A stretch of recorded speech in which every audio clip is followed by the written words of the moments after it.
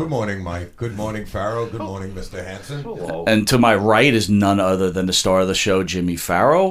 Hey, yo. Yesterday we had Lanny Poffo in. Thursday we had Coco Beware, and it just keeps getting better as we have none other than Hall of Famer, WWE, WCW, New Japan. The list is just too long, and it's too early in the morning to tell it. Stan Hansen. Mr. Hansen, how are you, sir? Yeah, I'm doing good. Great to be here. Great to have you. How was your flight in?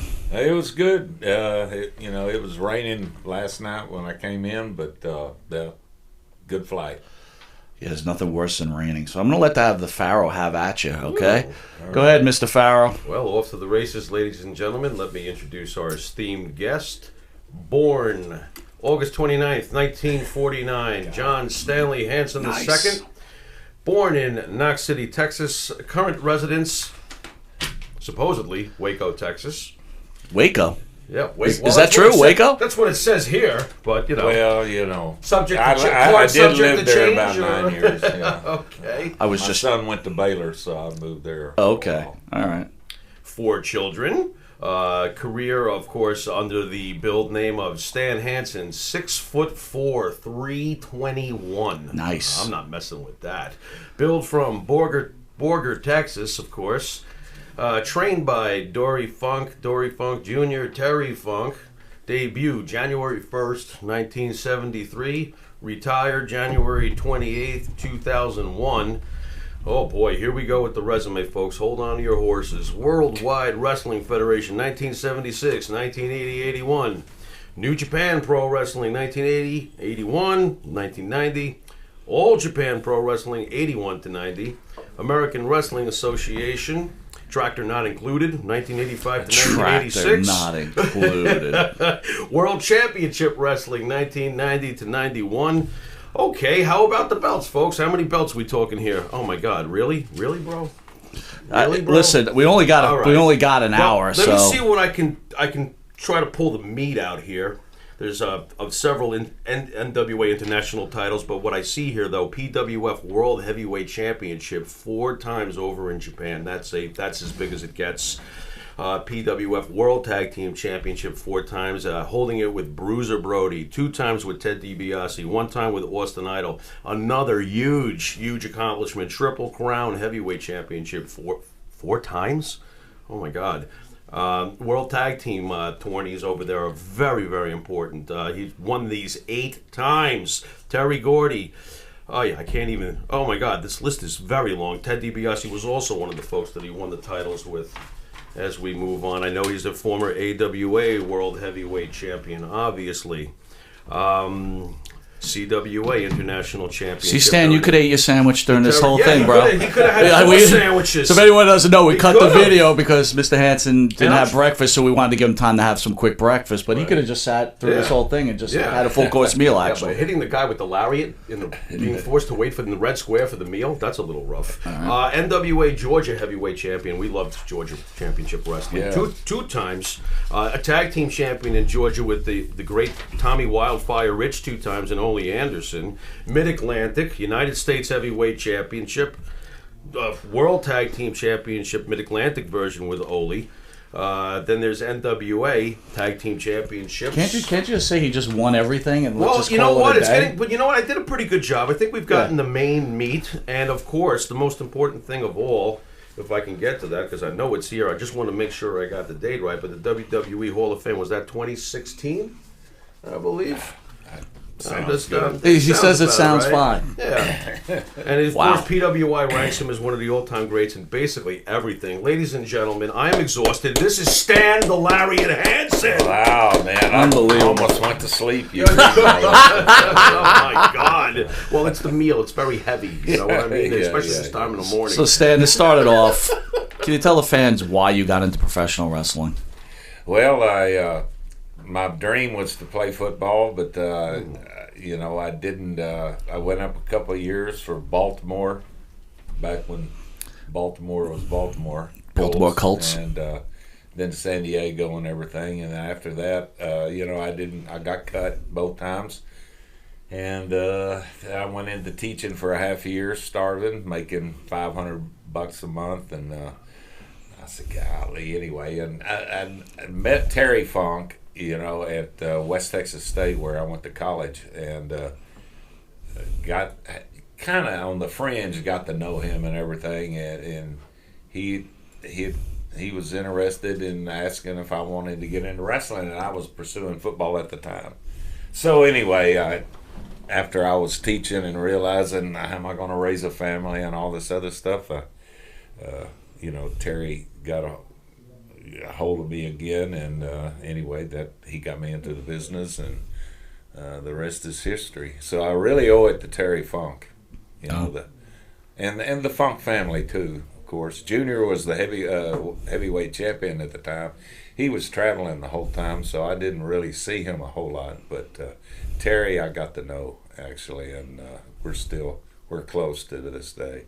Any interest in pro wrestling before the idea was offered to Well, you? I was, I started going to the matches in college to watch Terry Funk, because he played at West Texas, and Dory Jr. played at West Texas, so that there was a history there, and the football program there at West Texas was really a great program for a small D1 school, and it was good. And so anyway, that's my interest got into wrestling by just kind of knowing that Terry Funk and the Funks were part of that business. And was the training process smooth for you as you were learning how to take the bumps and throw the blows? How did that go for you? Well, there wasn't no training, man. I mean, actually, I guess they right into the got fire, me together, and they hit me with a couple of forearms, and Okay. told me how to grab a headlock, and after that I got in the ring with some at the show. I mean, there was no training other than that, and then I got in and I just kept my ears open, and luckily I was around. There was a number of really great talent in the Amarillo territory at that time. I mean, just top talent. They could be in the main event one day, and then they could be working with some opening guy like me, the next day. But Carl Von Steiger and Moose Morawski, those two guys from Winnipeg, Canada, but they were in the Amarillo territory. They were instrumental in really teaching me a lot, in the ring, in front of the people, So it was learning as I went. How does Vince Sr. become aware of you, and how do you wind up in the WWF? Well, you're jumping way ahead, but Okay. Anyway, I worked 2 or 3 years there, and You can take us through the in-between. okay. Anyway, I mean, basically, I've worked in a number of territories and everything, but Besides Texas, where else? the you got Louisiana territory, Okay. and I went to Florida, the very first year for about 6 months, and then back to Amarillo, and I hurt my knee, and then I was out a little while, and then I came back, and I went to Dallas territory, and there I met Red Bastine was the booker, and a guy named Mike Padusis from Steubenville, Ohio. He was good friends with Bruno. He saw me wrestling. He was basically retired, but he lived in Dallas, and he saw me, and I guess he went and talked to Bruno, and Bruno gave me a call and everything, and then I guess he talked to Vince, and that's how I got into New York. Did you enjoy your time in the territories, and how would you compare the territories to when you got to the bigger levels later? Did you enjoy the territory days? Territory's territory. Whether you got the great venues like Madison Square Garden and Boston Gardens and the old Spectrum, and so here in the WWF days, it was. It was one of the top places you were hoping to get, mainly to work, for Vince Sr. and also work with Bruno, because that's one of the top guys in the whole country, and so everybody's dream was to get to New York, but the NWA was a great organization, and there was a lot of different territories there where you can make some good money too. Did you have a particular favorite one? territory? No, Like, not you know, did you really. prefer going to Georgia over Florida? Did you like Texas Well, I the most? enjoyed Georgia. Being home? You know, I enjoyed Georgia. You know, Ole Anderson was the booker. A lot of people, you know, give him a knock, but he was a smart, one of the better bookers. Look, you are You're the first first Stan. guest We've been that, hearing a lot of that stuff. gives Ole Anderson some props. Okay, Nice good. job. Well, you know. Well, I mean, he But they hear was. both I mean, sides he of the was coin. smart, and he was, you know, and he booked. He booked 2 different territories.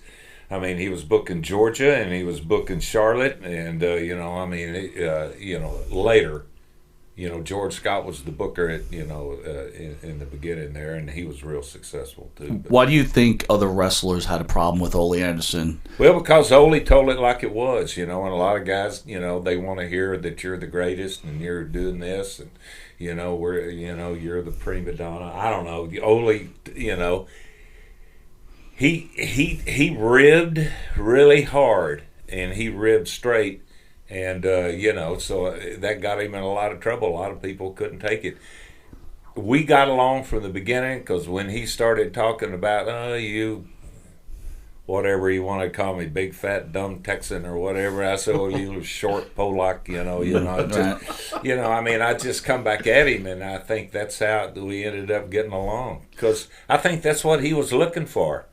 You know, and but anyway, he rubbed a lot of people wrong, and I seen him treat some people wrong, but you know, he treated me right, and I mean, I made more money in the Georgia territory, and I left at 5 o'clock in the evening, 6 days a week. You were off on Sunday in the beginning, and you know, I made more money than half the people in the Charlotte territory, which was the big place. Well, yeah, it seems to be, right, you're just a businessman. Pay me what I want, right. and do whatever you want. I could care less. Just give me some money. I mean, you know, I was in it to try to make money. You know, I mean, that was my way to try to make money. Finally. Yeah. Finally, someone's saying, just pay me. Yeah. That's all that matters. I'll figure out the rest of my business on its own. Bruno gives you a call. Did you know Bruno before this? Did you ever meet him? No, so, it was all done through Mike Paducas. Okay. Yeah. But I talked to Bruno first, and then we talked on the phone, and evidently he must have called Vince and put the word in. Did this blow your mind a little bit? I mean, Bruno spotted you, basically. Well, I mean, maybe I was too naive to think about that, but you know, but I mean, I had a great relationship with Bruno all the way until he passed away. Okay. You know, and we always touch base a couple times a year. He liked me, I liked him. You know, he was a class act, man, and I mean, I could talk an hour on Bruno. You know, what a great guy. But yeah, so he, you know, evidently and then I worked with him, and I hurt him, and I broke his neck. You know, I slammed him on the back of his head, and wow.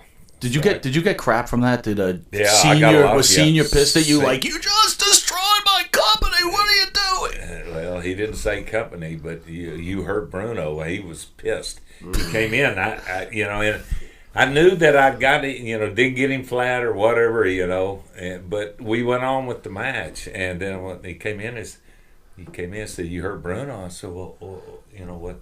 I didn't, because you know we went through the match."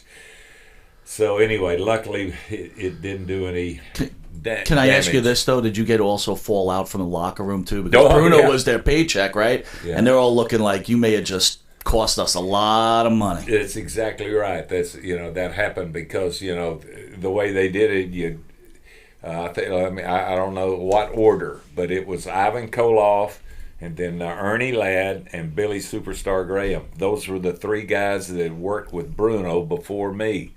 And they still had other towns, you know, other Washington, Philly, all this other stuff when I come into the Garden. And then I heard him, so they're out. I mean, they don't get to work with Bruno in those towns. It cost them a lot of money. And there was some underlying, heat, but it was very professional. Can you share any of those? Ernie Ladd was class guy. I mean, he gave me some great advice, and you know, to this day I took it, and superstar Billy Graham and Ivan Koloff. I got to know Ivan really good later too, and But anyway, it happens. I mean, it Sure. happens. I mean, people get hurt in wrestling, and people get killed and die in wrestling, and it's the word fate just always I can't handle. Stan, did that affect the way you worked afterwards? Like, were you now like really nervous that you might hurt somebody else and kind of pulled back? Yeah, did it change affect your game? character? No, I probably went out and went the other way. Wow. Wow. Well, I mean, I kind of like that.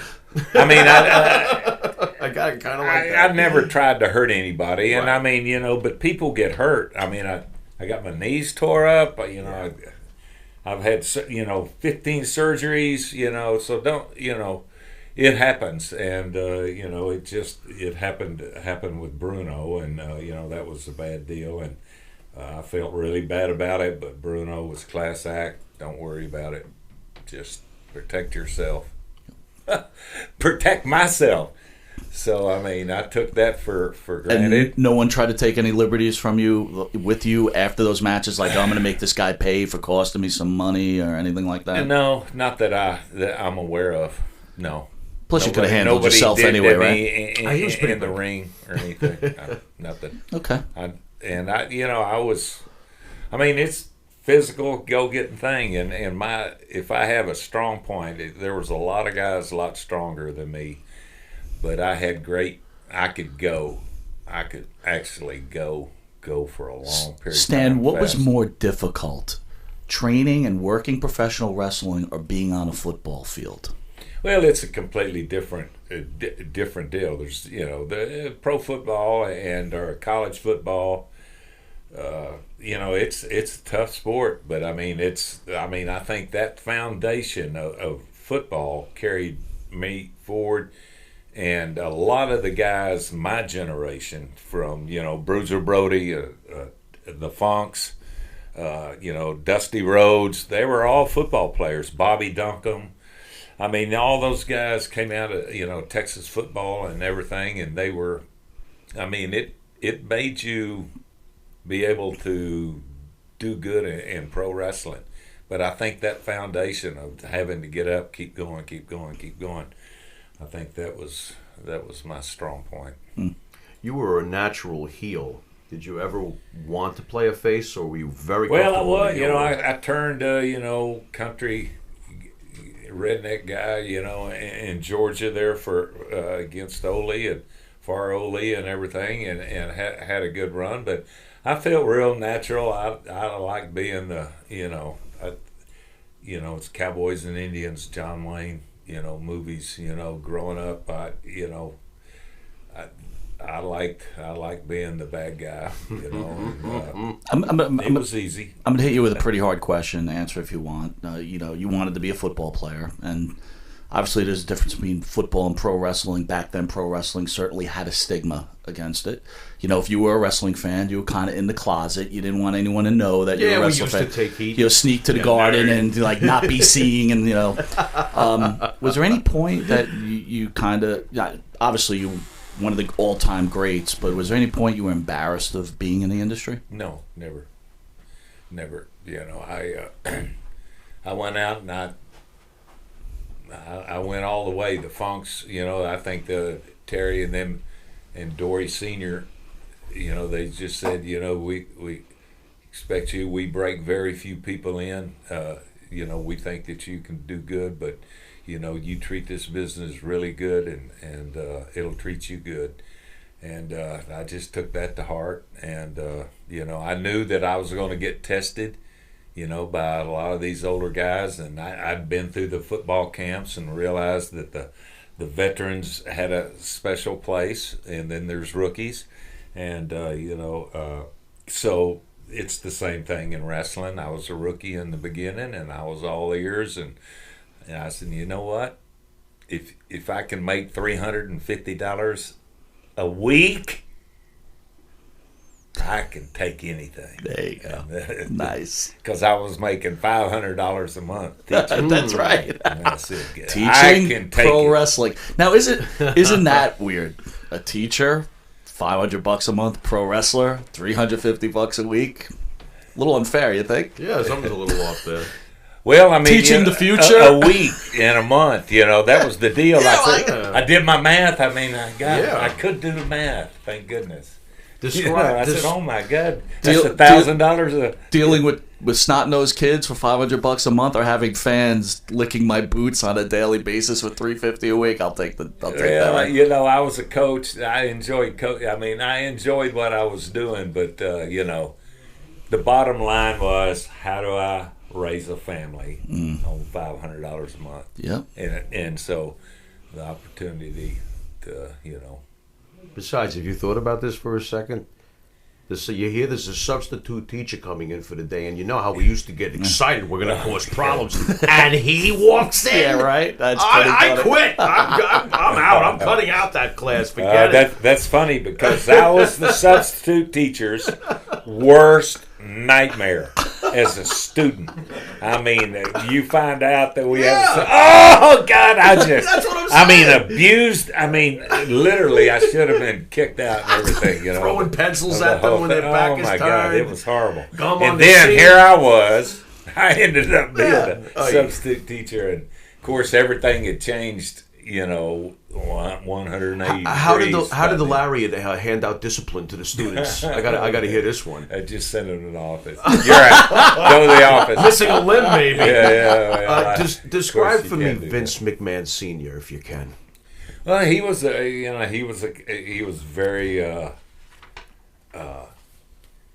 he was first class. He was a classy dresser. He looked the part. He was the owner and everything. I used to call him, and because the other superstar and all, Koloff, everybody, they told me how they, by not.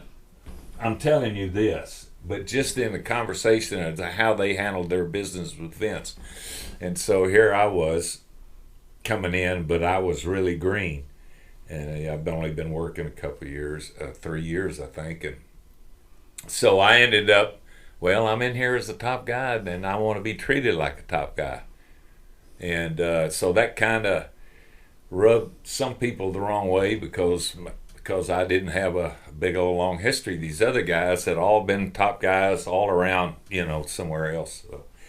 But anyway, so I would call Vince up and complain about a payoff that should have been $200, and I was getting $150. And one time he actually said, "You're calling me up in the late at night, complaining about $50?" And I said, "Well, $50, and you multiply that times 300. That's a lot of money to me, Vince. So he felt." And he rightfully so, probably that I didn't appreciate or realize the opportunity. But, we're all apples. There's not apples and oranges. When you get into the ring, that's the way I see it. That's right. Everybody's equal, 100%. Do you feel that your size may have spared you some razzing in the locker room over the years? You're a big man. Yeah. Do you think maybe some of that played in? Like maybe they think twice before they razz this huge kid? I tell you, my generation of guys, and I don't know about how it is in the locker room now, but when I broke in, everybody basically got along. I mean, there was very few. Okay. There might have been something behind the scenes, But it was handled and it was done. But I'm telling you, professionally, when you go to the ring, everybody was on the, you shouldn't be hurting people. You don't do things, if you hurt people. And of course, I hurt Bruno. Way to go, Stan. Yeah, so but I mean, we all got along. I mean, and like I said, Bruno Bruno even told me, he says, I've been hurt 2 times. Both of them from West Texas. Bobby Duncan broke my arm, and you broke my neck. Wow. So, He was very supportive of you, though. He was. And do you think that helped with the heat that you may or may not have received during the afterwards? Yeah, he was very supportive of you. yeah, good. That had to carry weight with some of the guys. If he would have been vindictive, or if he would have, gone the other way, This could have been bad. I've probably been. I've definitely been out of the territory. Interesting. Stan, you were talking about superstar Billy Graham. So at some point, Bob Backlund becomes a heavyweight champion. You come back into the territory. Superstar Graham was not happy. We've had Larry Zabrisco in here. Larry thought Bob did a decent job trying to carry the company. Who could carry after Bruno. Superstar Graham clearly wasn't a big fan of Bob's, or just didn't think he had the goods. He didn't feel he was the drawing power. Well, how did you feel about Backlund's ability to draw, especially after Bruno? Did you see a decrease in attendance? Anything that would indicate that Bob wasn't? No, I don't. Okay. I knew Bob and Bob was in the Amarillo territory as a green boy also. And that's where I met Bob, and without a doubt, he's probably the best athlete that I ever saw in wrestling. Really, best conditioned, nice. also, right? Best conditioned and everything. He could go. He was just a great physical athlete. Is it true that Senior would put the strap on guys that he knew would be able to handle business if it got real and someone tried to mess with the territory? I have no idea. You have to ask somebody else. Okay. If Backlund wanted to shoot on you, you guys had a problem, could you have taken Backlund down, or would he have stretched you? Why would that happen? Oy, oy, oy. Take down?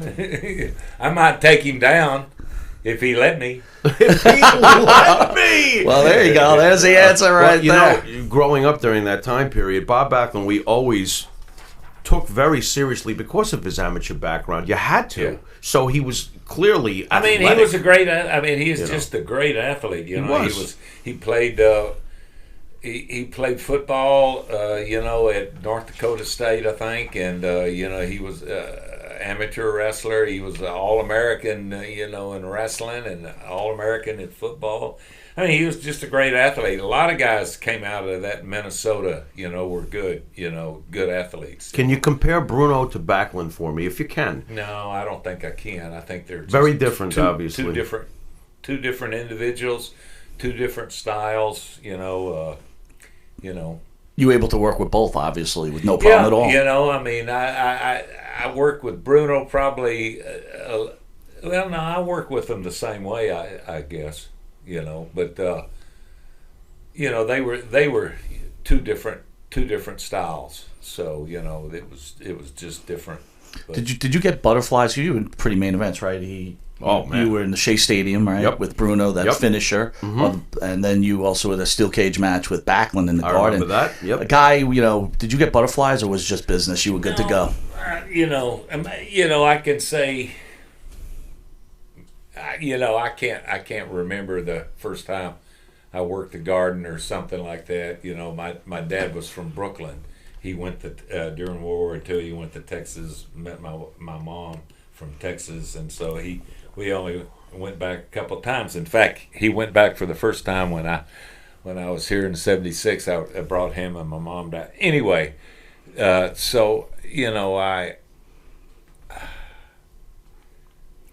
What was the question? I got off on something. Did you ever get nervous? Right. So you came from the southern areas. Nervous-wise, by then I don't think I was nervous. I don't think me hurting Bruno had anything to do with nerves. Some people have insinuated maybe I was too green or something. Well, but I'm kind of saying, I'd been in main events and big shows and things. Down in Louisiana, but Louisiana crowd, I have to assume, and I could be wrong, 5,000 people at best, and then going into the Garden or Shea Stadium, where you got 20,000 people, Stadium, right? That was, but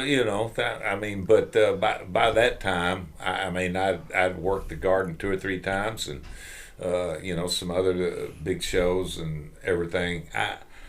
like I said, I wear glasses. I need glasses, but when I take my glasses off, Nothing there. vision stops here. There's people out there, but there's no eye contact. I can't tell. And that's a reputation in Louisiana. I said, "God, you're so damn brave." The guy had a big knife out, and he was just. He said, "You get out of here, I'm going to cut you." And you just jumped right out there in front of him. And I said, "God, I didn't see the knife." That's pretty God, I'm glad. Ooh, I wish I. The next week you got a bodyguard next to you. Let me know if anybody tries to cut me. Oh my God! And I mean that was the other thing about the South, and of course, it happened here too. I mean, there was a lot of the fans went nuts, but down in Louisiana, and I mean everybody carried a knife, and most everybody carried a gun. So I mean it was, and I carried a gun for a long time, and but I found out that. That's just going to get you in trouble. So, Louisiana's a scary place, man. Yeah, well, I mean, those 2 years are very scary. Let me tell you, the arena in Philadelphia is a scary place. That's true too. Kudos. Yeah. How about getting your first taste of Japan? How does that all come in? Because for the folks at home who are not aware, you are. You're pretty up there in Japan. You're basically one of their, like if there was a Mount Rushmore in Japan, I think he might be on it. How does this all come about? Well, I chose Japan, and I mean, I can get into the whole story, but the Funks were booking for Baba All Japan, and Inoki was working with Vince, and Vince was sending talent to Inoki and New Japan, and so I went with the Funks sent me over there the first time. For Baba, and, underneath guy Bobby Jaggers and Larry Zbyszko was on that tour, and Abdullah the Butcher and Ox Baker. I can still remember and going there and I had an experience, and I came back, and then I went to New York, and Vince on the way out he booked me for New Japan. For a couple of tours with Inoki's group. And, of course, I was there at Shea Stadium when Inoki fought Ali and everything. And the only place that whole thing drew was in the WWF territory. Mm-hmm. And it was because this was Bruno's return. From me hurting him, and he came back, and people came to Shea Stadium to see Bruno. That's right. And I had a friend, ex-wife. She was in the stands, and she said that she couldn't believe, there were people wearing, I mean, just like these fur coats, and just really dressed. Really rich people, and they just sat there through the whole thing. But when Bruno came out, she said, people jumped up and people were literally crying. Wow. And she said, I've never ever seen anything like that. And so that they came to see Bruno come back, because I heard him, and he was out for 2 or 3 or 4 months or something, right? In your opinion, was Bruno the greatest of all time, or would you put Hogan above Bruno? Well, Bruno. I think in this area, Bruno. Hogan. Reached a complete. His own great level. Stratosphere. But I'd say that Bruno in the Northeast during that time, for sure, was over as anybody. So you were a territory guy too. So Ric Flair has been known to say that Bruno couldn't draw out of the Northeast. Did you find that to be true? Well, I don't know. That I don't know that kind of history on Bruno. He never had to go outside. That's what I'm thinking. Yeah, that's what I'm thinking. Fair enough. He was happy to live, be home. Took my line. Fair enough. What do you think made you so over in Japan? What was it with the fans that they just gravitated to you? What was it? And how hard was it? Well, it took a long time. It wasn't something that you just did. I went there, like I said, and worked for Inoki's group through Vince, and they came to me at the end of the second tour that Vince had set up, and they asked me, "Are you working for Vince, or are you working for you, or what are you going to do?" And I said, "I'm working for myself. I'm not. Nice. You know, I am. There you go. I make my own decisions and everything." Vince booked me in here, and I appreciate that and everything. But so they were looking. Well, so they were interested in me maybe coming back. He says, "Well, maybe in about a year or so, we'd like for you to come back if you know." I said, "Okay, good." So I left and I went to Georgia, and had a great run there. And then, from there, I ended up,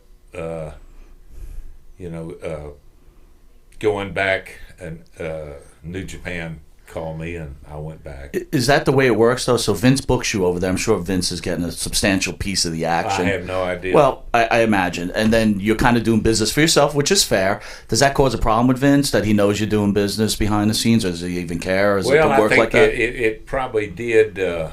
And, I looking back, I made a few stupid comments and was feeling my oats or whatever. I regret now, but it was just me and my personality, I guess, trying to establish in my independence. So this was later, after I was coming from New Japan, and they had given me this opportunity, and they were pushing me, and I was doing really good. And then Andre and I got involved over there, and Andre was the guy that really got me over in Japan. I mean, I say that I owe it all really to Andre. Can you share a story about Andre?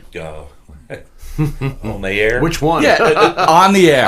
Absolutely. Give the us one that you're the, afraid to share. Share the Stan Hansen gem Andre story, if you don't mind. No, It's only 40,000 fans. He was. I mean, he was. Andre was probably one of the smarter guys in the business. I mean, that's first and foremost. He knew his position and what he needed to stay involved and be, because the Giant, Andre the Giant, can go over. He can only work so many 3-man squash jobs in Japan. He can't work against the Noki, in a one-on-one match. So he's smart. He sees me getting the push. They're pushing me, and I'm getting over.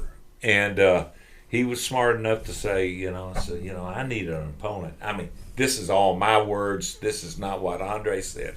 This is just my assumption. But he was smart enough to say, and anyway, so they threw us in there, in tag matches or whatever, and I fought Andre. Most people, nobody fought Andre. He just beat the crap out of you and throw it. But I fought him because I was in this position, and I was trying to get to this top spot, because I knew that the top spot was, a great spot in Japan. Besides, how can you be afraid of a guy you can't even see? Yeah, well, You were basically like, he blocked out the sun, so you blocked out the sun. One of the scariest sights in the world is when you're laying on the mat and Andre's standing you over like this, Oh, my and he's Lord. got the foot on both sides of your chest, and he jumps up and he comes down with his ass. I mean, this ass his is big big, ass. and it's coming down, man. I tell you. That is awesome. Yeah, it's. Were you intimidated? But at he all? never hurt me. I mean, he No hurt- intimidation whatsoever when you were first approached with the No, idea of fighting I mean, the Andre? thing is, Hey, this is the biggest man you've ever been in the ring with. He realized that I was stupid enough to fight him. And I just kept fighting. I wouldn't back off, and I just kept fighting him. Nice. And he was smart. He heard the people, and the people reacted. So anyway, he says, "Well, here's my opponent. Here's somebody I can come to Japan with and work with and make." And we ended up. It's one of the great matches of all time in Japan. Is the match in the tennis stadium. Well, he was smart enough to let you get your shots and to keep that program going. Did you ever try to outdrink him? What? You couldn't. There's no point in trying. No, I didn't. I didn't ever try to outdrink him, but he outdrank me a bunch. He could drink, That's great. and I seen him drink. And they had like big trash cans with ice, and they have like cases of these big Kirin beers.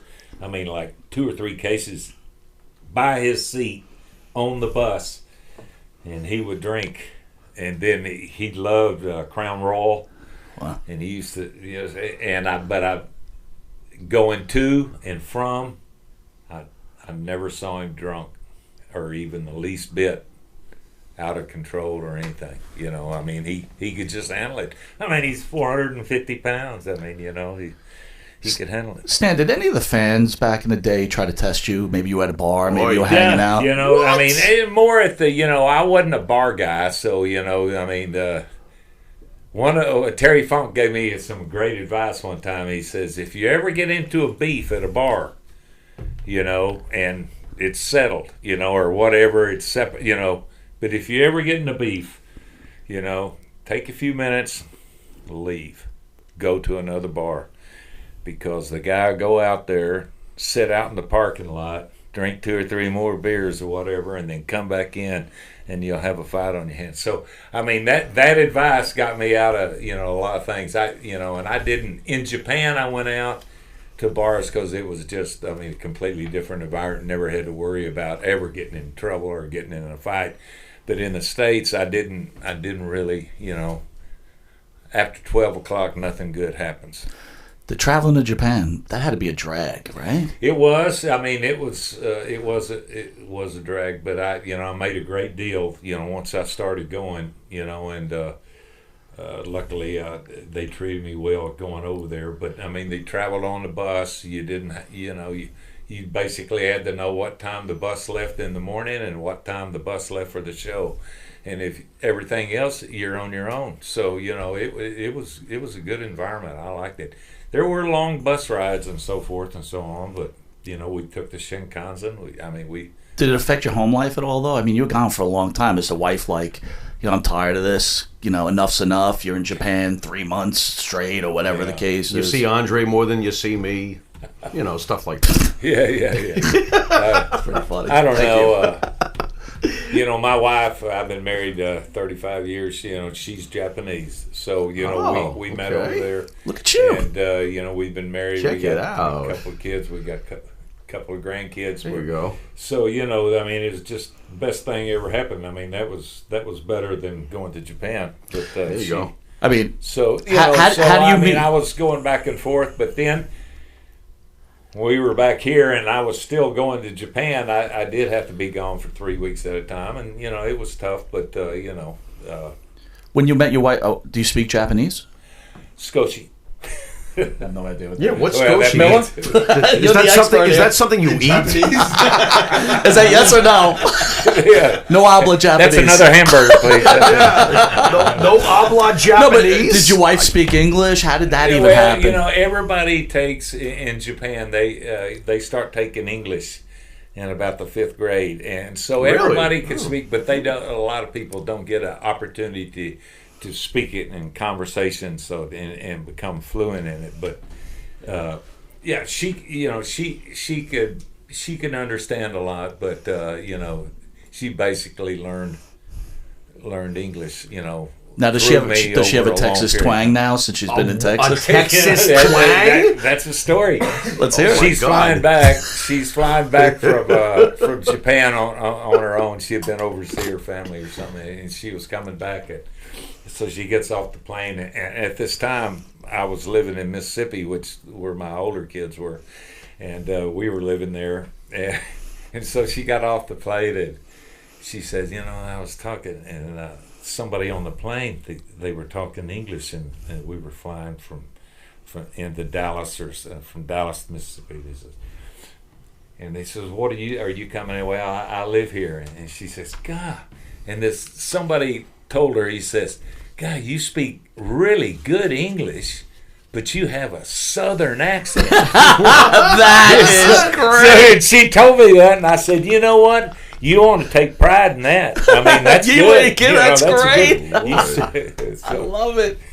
Listen, I want to get this question in because it's been burning in my head for the last few minutes. By the way, I told you the Pharaoh is a huge fan of yours. Oh my God! And also a huge wrestling fan. Yeah. Me and Stan kind of bonded a little bit. If I could share. Yeah, I caught that. Me and Stan were kind Must of have been talking the about how McDonald's. much. Not that we're just not huge fans of the pro wrestling. Well, I mean, I'm a fan. I mean, I am pro pro wrestling. Yeah, Not I'm none pro of the other wrestling. stuff. I got I you. don't watch Right. any of it. Right. You know, but I mean, I'm a pro wrestler. I'm proud to be a pro wrestler. Damn straight. But it wasn't, just it wasn't my. It was a job, Right. and Yeah. it was an Yeah. opportunity to make some money. That, in life. Yep. Before you get this in, because you're Yeah. going to take it from here, because Okay. you've got some good pro wrestling questions. But I know you don't watch any products nowadays, but when growing up, wrestlers were wrestlers. Like, you're a big guy.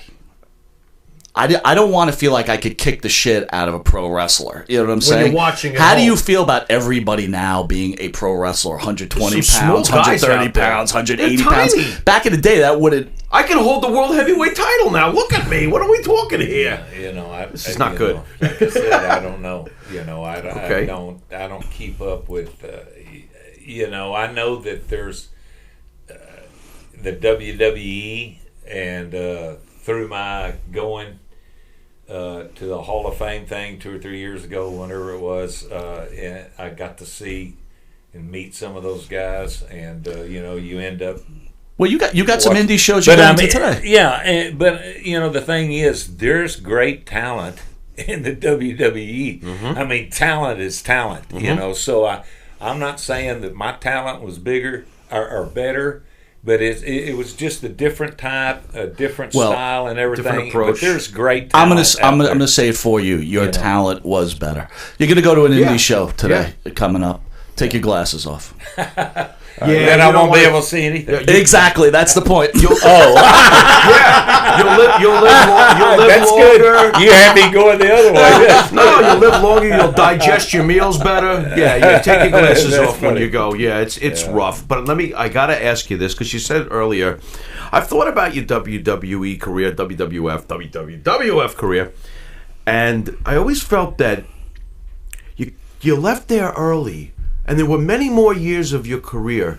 And you said earlier that you were feeling your oats, you were growing into the business. Did you cut your career short with Vince to do other things and maybe regret that a little bit? I'm just curious, because there was so many more years you had after the Backlund stuff. You could have come back and maybe won the belt. Did you ever think about it? Just curious. I mean, it's just like that. To get off on another.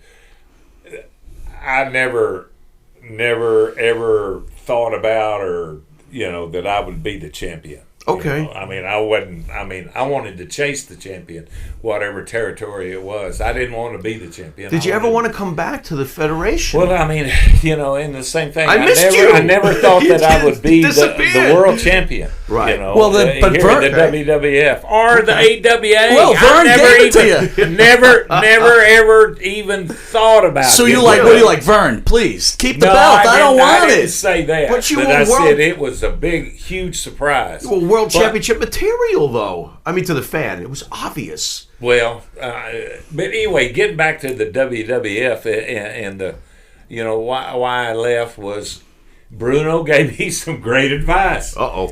He says, don't stick around and let everybody beat you on the way out. Good He advice. says, when you get finished with me, Kept that get value out. up. Yeah. And you know Okay. what? I take those guys. I mean, I took what he said. Junior ever to try heart. to bring you back after you left? You know what? In Japan, when I worked with Hogan in the Tokyo Dome, and that was a thrown together match because Nice throw together. something wrong with Terry Gordy had some problems or something. It was a joint show and all this stuff, and so anyway, there's a backstory to the whole thing, but there's just not enough time. But it's just anyway. I went over there and worked with Hogan, saved the show, because they weren't selling any tickets, and anyway, and then all of a sudden they announced it with me against Hogan, and I guess they did like 20,000 people in like a couple of days. Well, or that's something. how you get into No Holds Barred, right? Because you did Well, a great job, and they're like, "Come on!" And by the way, His favorite movie. great acting His- job in that. You his were favorite incredible. movie. You were I fantastic. want to send him to in a that. shrink. It's his favorite movie. I'm like, what are you talking about? Stan's Yeah. ripping that. I wish I'd. He's a rip in that one. I wish I could have pursued that a little bit more. Not Well, like maybe a soap opera, like a love interest character of some kind. No, Bam! Yeah. Oh my Lord! When does the Lowry? let me tell you about big, nasty, ugly guys. Okay. Is that there's a lot of women that are attracted to them. I mean, Hell yeah. beautiful women. Hell yeah! And when they find an ugly guy that they really like, they love him. You know what? I disagree. I can't seem to hook up with anybody. He's having a rough And time. I'm a big fat ugly guy. It's just the dry. It's just the dry spell. It'll pass. Real Somebody quick. told me that, and I don't know if it's true. Compare the major promoters: Vern, Junior, Senior. Thoughts on the three? Everybody knows your story with Well, Vern and the I AWA. want to finish. Okay, Sorry about Vince. Go ahead. He during that Dome show or something like that. I went out and had the match with Hogan and everything, and so he says, when you get rid of, when you get ready to give Japan up, give me a call. Oh, okay. Bring you in, but I never gave up Japan, and Japan just kept going. So There you go. never did. But he, that was a nice gesture on his part. Sure. I appreciate that. Sure. So the differences between Vern, Junior, Senior, business-wise, any thoughts You mean on that? Vern? Did you say Vern Yeah. Jr. and Well, and- Vince we got Junior, Vern. Vince Senior, Vern. You want to throw Crockett in there? Throw Crockett in there. Sure, why not? I don't- Different philosophies. I Your didn't, take on? I wasn't I never had much to do with Crockett. That's right. You were in did it all through WCW. Ole. Gotcha. Right. I wasn't, and Vince Jr. was basically just running. He had 2 or 3 towns, New Haven, and I don't know some other towns that he promoted. But Vince Sr. was the main guy when I was here. When I and I think both times in '81 too, Vince Sr. was still there because the Japan people flew me into New York, and we met with the McMahons, and they made the Japanese people made some conditions on how I was to be treated and come to and everything. And I told the Japanese people, basically, nothing in the middle of the ring, no job. And I said, well, they'll never accept it. They won't do that. Well, we had this meeting and everything, and they accepted it.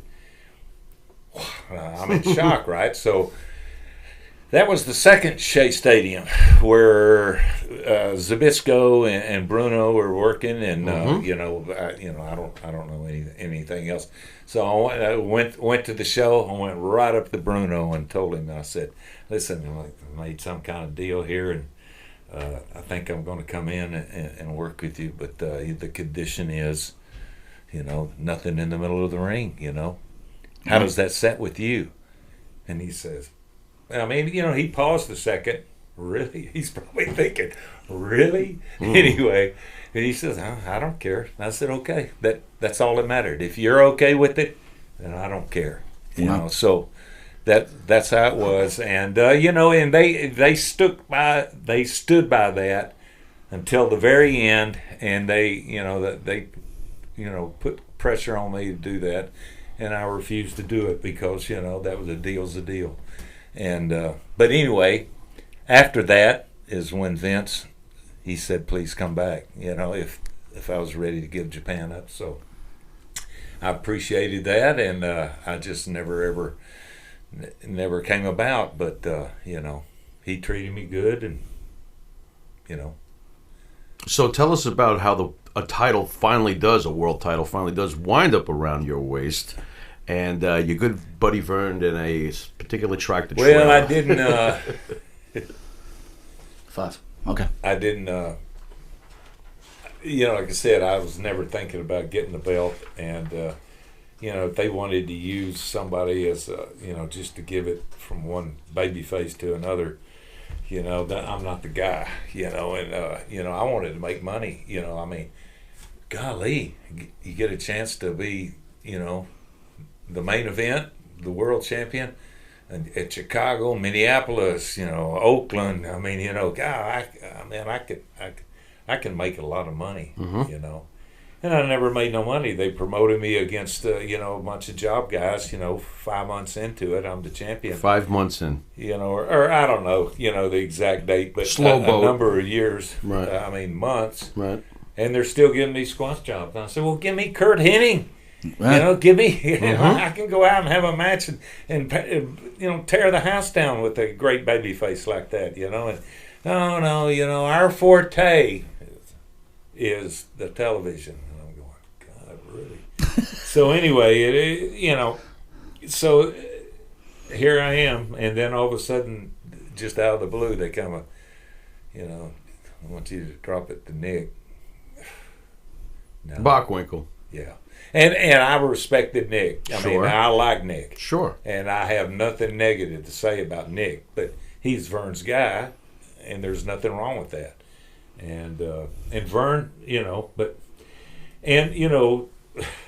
Nick told me a number of times, he said, I told Vern, him, don't spring it on, don't spring something like this on Stan out of the blue, he's not going to react.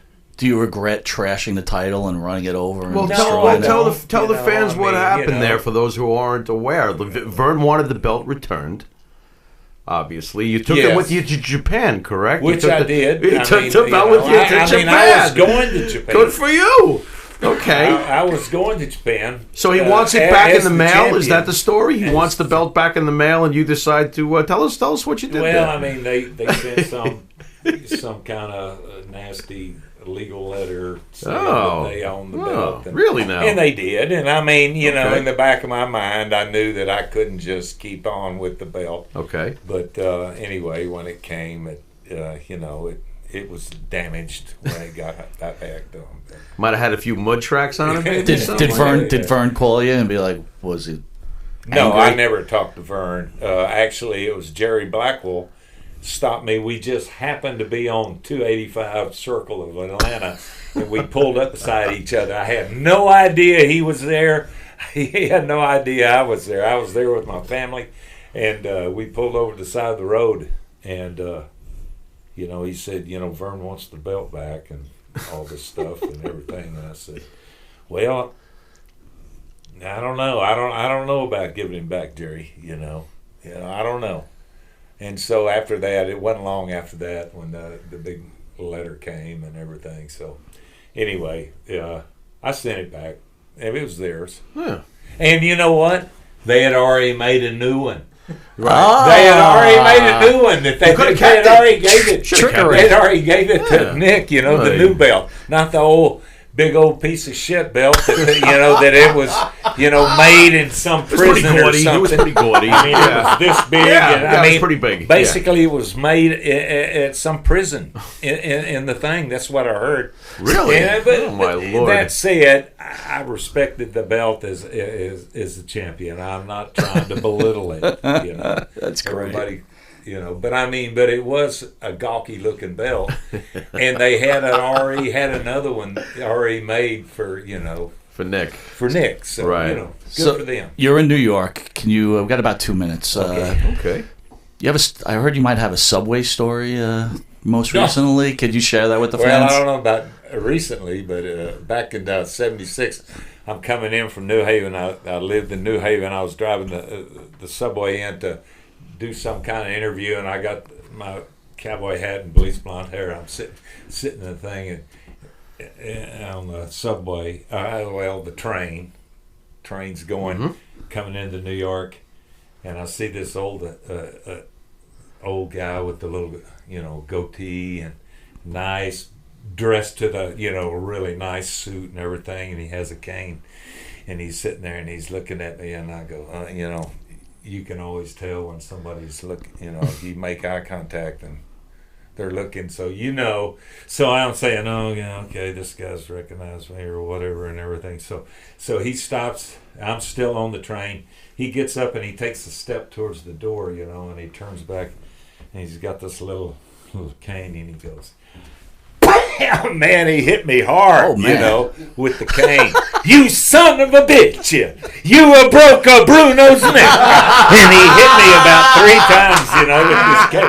And I'm going, I'm going, hey, I mean, the guy's mean 80 years man. old. You know, I mean, he's an old man. You know, That's great. and all these people are looking at me. He said, "God, what did he do to him? What did you And do?" he got off the train, and that was it. And I was But just you going, did nothing to him. You did it to Bruno. Oh, that's my great. Lord. Well, I want to thank you for joining Monty and the Pharaoh today. And do you guys have anything to promote coming up the rest of the weekend? Oh yeah, we'll be at the House of Glory show tonight. House of Glory? Where's that at? It's in Queens at the NCY Arena. NCY Arena in Queens. Yep. Okay. And then we'll be at the CZW Wrestle Pro show tonight. Okay. And then Mark down at Meadowlands. Mark out of Meadowlands. That's Nick's promotion. He's actually taking a shot at it. So hopefully you guys do well tonight. Again, thank you for gracing us with your appearance here on our little radio show here, our broadcast. And The bad thing is, you get an old man to start talking, you can't get him to shut up. man, I loved every minute of it. I loved every minute That's of it. all right. Works for me. All right, so once again, thank you for joining Monty the Pharaoh. We're coming back in about 5 minutes with superstar manager J.J. Dillon of the Four Horsemen. So we'll see you in about 5, Pharaoh. Later.